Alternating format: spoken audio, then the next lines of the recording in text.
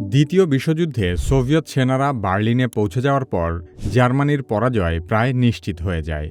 ঠিক সেই সময় মাটির নিচে একটি সুরক্ষিত বাংকারে অবস্থান করছিলেন অ্যাডলফ হিটলার। প্রচলিত ইতিহাস অনুযায়ী 1945 সালের 30 এপ্রিল নিজের বাংকারে হিটলার আত্মহত্যা করেন। কিন্তু হিটলারের মরদেহ সাধারণ মানুষকে দেখানো হয়নি, বরং সেই ঘটনার মাসখানেক পরে সোভিয়েত কর্তৃপক্ষ দাবি করে হিটলারের মরদেহ পাওয়া যায়নি এবং তিনি হয়তো এখনও বেঁচে আছেন।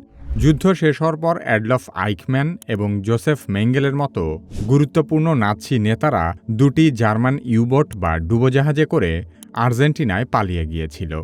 ধারণা করা হয় হিটলারও হয়তো তাদের সাথে ছিলেন। দ্বিতীয় বিশ্বযুদ্ধ পরবর্তী নানা ঘটনাপ্রবাহ বিশ্লেষণ করলে একটি প্রশ্ন সহজেই উঠে আসে, আর তা হল হিটলার কি সত্যি আত্মহত্যা করেছিল, নাকি নিজের মৃত্যুর নাটক সাজিয়ে গোপনে পালিয়ে গিয়েছিল পৃথিবীর অন্য কোনো প্রান্তে। বাস্তব সাক্ষ্য প্রমাণ এবং বেশ কিছু ষড়যন্ত্র তত্ত্বের আলোকে সেসব প্রশ্নেরই উত্তর খোঁজার চেষ্টা করব কি কেন কিভাবের এই পর্বে। শেষ দিনগুলোতে হিটলারের সাথে থাকা একাধিক ব্যক্তি সাক্ষ্য দিয়েছে যে হিটলার আত্মহত্যা করেছিল।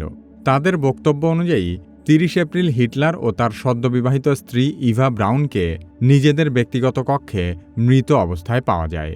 হিটলারের মাথায় গুলির আঘাত ছিল বলে প্রত্যক্ষদর্শীরা জানান, আর ইভা ব্রাউন বিষ গ্রহণ করেছিলেন। এরপর তাদের মরদেহ রাইখ চ্যান্সেলরির বাগানে নিয়ে পেট্রোল ঢেলে আগুন ধরিয়ে দেওয়া হয়। ব্রিটিশ গোয়েন্দারা যুদ্ধের পর হিটলারের ব্যক্তিগত কর্মীদের জিজ্ঞাসাবাদ করে এসব বক্তব্য গ্রহণ করেছিলেন। তবে শুধু প্রত্যক্ষদর্শীর বক্তব্য হলে সন্দেহের জায়গা থেকেই যেত, কারণ তারা ছিল হিটলারের একান্ত অনুগত। তাই এ সম্পর্কে আরও গুরুত্বপূর্ণ প্রমাণ আসে হিটলারের দাঁত থেকে। হিটলারের দাঁতের অবস্থা ছিল বেশ খারাপ এবং মুখের ভেতর অনেক ধরনের ডেন্টাল ব্রিজ ও কৃত্রিম দাঁত ছিল। সোভিয়েতরা পোড়া দেহাবশেষের মধ্য থেকে চোয়াল ও দাঁতের অংশ উদ্ধার করে। হিটলারের ডেন্টিস্টের সহকারী ক্যাথে হুইজারম্যান এবং ডেন্টাল টেকনিশিয়ান ফ্রিডস এন্সম্যান সেই দাঁত শনাক্ত করেন। অন্যদিকে আমেরিকানদের হাতে আটক হিটলারের ব্যক্তিগত ডেন্টিস্ট হিউগো ব্ল্যাসকেও তার দাঁতের গঠন সম্পর্কে বিস্তারিত তথ্য দিয়েছিলেন। 2018 সালে ফিলিপ চার্লিয়ারের নেতৃত্বে গবেষকেরা রাশিয়ায় সংরক্ষিত হিটলারের দাঁত ও চোয়ালের অংশ আবারও পরীক্ষা করেন। সেগুলো হিটলারের পুরনো এক্স-রের সঙ্গে মিলে যায়। গবেষণাটি ইউরোপিয়ান জার্নাল অফ ইন্টারনাল মেডিসিনে প্রকাশিত হয় এবং গবেষকেরা এগুলোকে হিটলারের দেহাবশেষ হিসেবেই শনাক্ত করেন। তার মানে ইতিহাসবিদ এবং ফরেনসিক গবেষকদের তথ্য প্রমাণের ভিত্তিতে সবচেয়ে গ্রহণযোগ্য সিদ্ধান্ত হল হিটলার 1945 সালের 30 এপ্রিল বার্লিনেই মারা গিয়েছিলেন। হিটলারের মৃত্যুর কয়েকদিন আগে ইতালির স্বৈরশাসক বেনিতো মুসোলিনি নিহত হন। তখন তার মরদেহ প্রকাশ্যে ঝুলিয়ে রেখে অপমান করা হয়।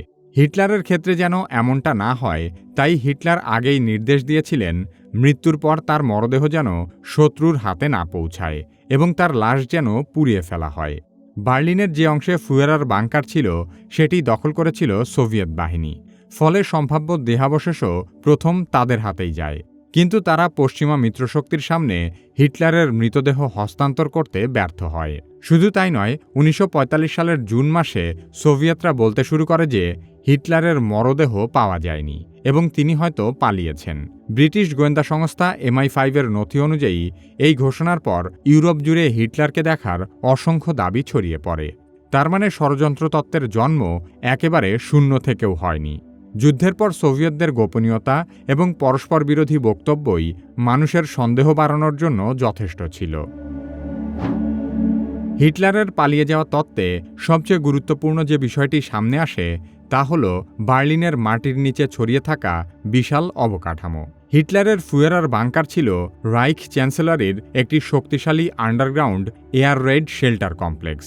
এর দুটি প্রধান অংশ ছিল ভোর বাংকার এবং আরও গভীরে থাকা ফুয়েরার বাংকার। দুটি অংশ পরস্পরের সঙ্গে যুক্ত ছিল এবং সেখান থেকে ভবনের দিকে যাওয়ার আলাদা পথ এবং বাগানে ওঠার ইমার্জেন্সি এক্সিট ছিল।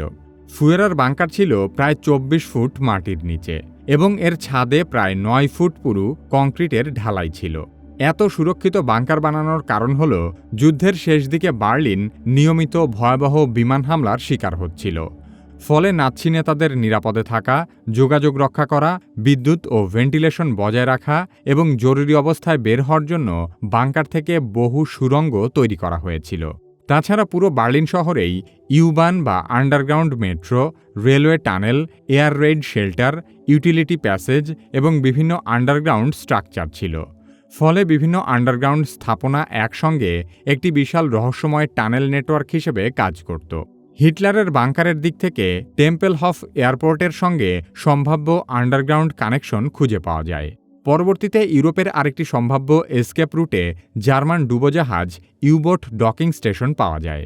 ষড়যন্ত্র তত্ত্বে ধারণা করা হয় এই ধরনের ডুবোজাহাজ ব্যবহার করেই জার্মানি থেকে শীর্ষ নাৎসি নেতারা আর্জেন্টিনায় পালিয়ে গিয়েছিল। দ্বিতীয় বিশ্বযুদ্ধে জার্মানির পরাজয়ের পর ইউ-530 এবং ইউ-977 নামের দুটি জার্মান ডুবোজাহাজ আর্জেন্টিনার মার দেল প্লাতা উপকূলে গিয়ে আত্মসমর্পণ করে। এসব ডুবোজাহাজ তাদের সমরাস্ত্র এবং লগবুক ফেলে দিয়েছিল। তাই স্বাভাবিকভাবেই ধরে নেওয়া হয় তারা নিশ্চয়ই কিছু লুকাতে চাইছিল। তারপর গুজব ছড়ায় যে এই ডুবোজাহাজের কোনো একটিতে হিটলার এবং তার স্ত্রী ইভা ব্রাউন দক্ষিণ আমেরিকায় পালিয়ে গিয়েছিল।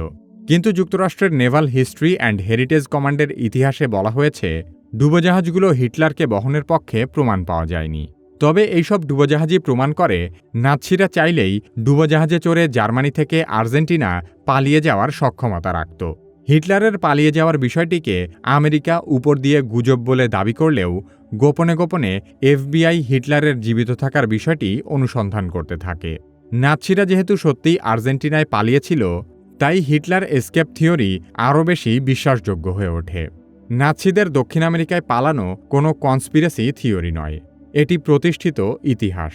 ইহুদিদের হত্যাযজ্ঞ হলোকাস্ট পরিচালনায় গুরুত্বপূর্ণ ভূমিকা রাখা অ্যাডলফ আইখম্যান যুদ্ধের পর আর্জেন্টিনায় বসবাস করছিলেন।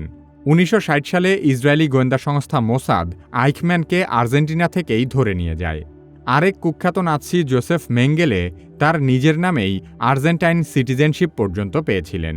তাই সবচেয়ে যৌক্তিক প্রশ্ন হল, যদি আইখম্যান বা মেঙ্গেলে পালাতে পারে তাহলে হিটলার কেন পারবে না? আরও অবাক করা বিষয় হল, আর্জেন্টিনার তেইউকুয়েরে জঙ্গলে জার্মান নকশায় তৈরি বেশ কিছু সুরম্য দুর্গ পাওয়া গেছে, যেগুলো আনুমানিক 1940-এর দশকের মাঝামাঝি সময়ে নির্মিত হয়েছিল। দুর্গগুলোর অবস্থানও কৌশলগতভাবে খুবই গুরুত্বপূর্ণ।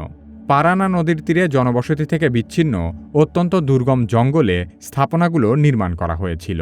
এই নদীর অপর পাশেই প্যারাগুয়ে, তাই আর্জেন্টিনায় কোনো ঝামেলা হলেই নদী পার হয়ে প্যারাগুয়েতে যাওয়ার সুযোগ ছিল। শুধু তাই নয়, প্রত্নতাত্ত্বিক খননের সময় এসব স্থাপনায় হিটলারের শাসনামলের নাৎসি মুদ্রা এবং জার্মান তৈজসপত্রও পাওয়া গেছে। তাই একদল গবেষকের ধারণা, দ্বিতীয় বিশ্বযুদ্ধে জার্মানি হেরে গেলে উচ্চপদস্থ নাৎসিদের জন্য পৃথিবীর দুর্গম এই জায়গায় আগে থেকেই সেফ হাউস প্রস্তুত রাখা হয়েছিল। তা না হলে জার্মানি থেকে প্রায় 12,000 কিলোমিটার দূরে এমন গহীন জঙ্গলে জার্মান অট্টালিকা কে তৈরি করবে? তবে ধারণা ব্যতীত সরাসরি কোনো প্রমাণ না থাকায় এগুলোকে সরাসরি হিটলারের গোপন প্রাসাদও বলা যায় না। সত্যিকার অর্থে হিটলারের পালানোর গল্পটা পুরোপুরি কল্পনা থেকে জন্ম নেয়নি। প্রথমত, হিটলারের লাশ কেউ দেখেনি। দ্বিতীয়ত, আর্জেন্টিনায় নাৎসিদের আশ্রয় নেওয়ার অসংখ্য ঐতিহাসিক তথ্য প্রমাণ রয়েছে।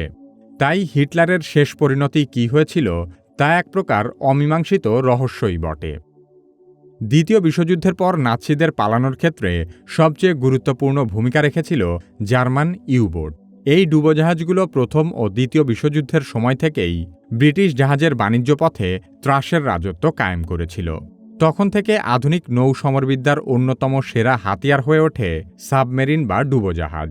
সাগরের নিচে সাবমেরিন কিভাবে কাজ করে সে সম্পর্কে বিস্তারিত জানতে চাইলে কি কেন কিভাবের এই ভিডিওটি দেখতে পারেন।